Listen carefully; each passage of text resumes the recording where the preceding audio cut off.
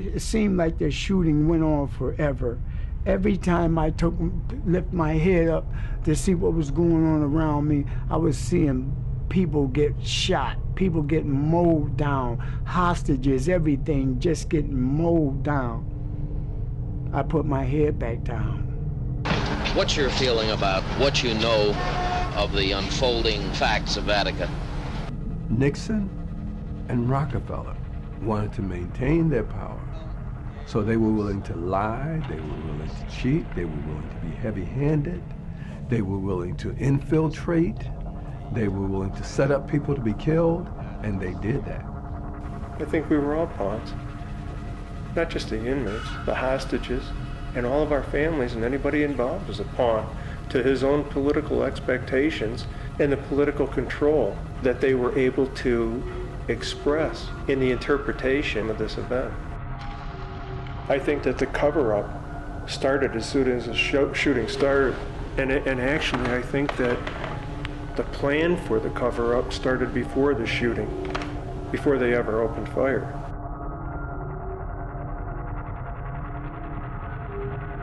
I mean, we lived with this burden for 40 years, knowing that my brother was murdered, and that's it. That's it. How could something so tragic be covered up for so long? We're just a family. My father, Billy Quinn, was a corrections officer at Attica State Prison. He was only 28 years old. We had a house at 11 Windsor Street in Attica. My mom was a stay-at-home mom. My little sister and I had a dog, and we were living the American dream. What we now know is that the FBI was on the scene from the very beginning, intensely reporting on what was happening. In fact, they were sending these reports all the way up the chain of command in the federal government, to every branch of the military, to the Attorney General, to the Vice President, and to the President of the United States himself.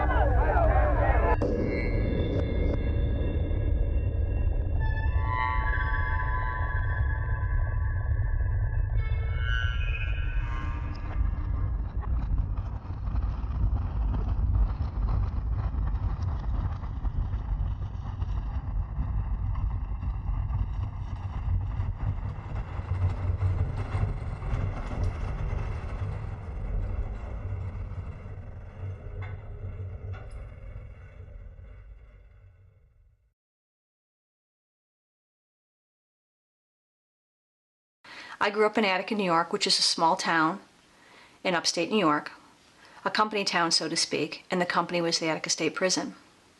Your dad, your uncles, your neighbors, and your friends' dads, they all worked at the prison. It isn't that different today.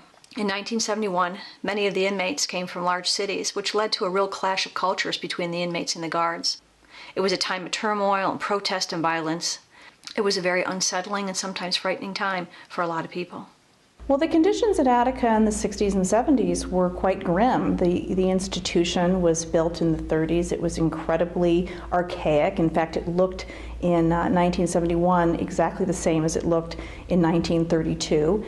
And it was an institution that was intensely overcrowded. There were far too many inmates squeezed into the institution, and the institution had, in many ways, made it extremely difficult to be there on a very human level. Yes, we got one roll of toilet paper for a month. If you ran out of that toilet paper, you had to do what you had to do. There was a lot of fights in there behind people stealing toilet paper from one another, you know? Attica was a horrible place. My brother, Elliot J. Barkley, also known as LD, was thrown into Attica State Prison for violating his parole for driving a car without a license. Issues of crime and punishment were at the forefront of the national discussion. At Attica, the inmates were much more tuned into politics than ever before.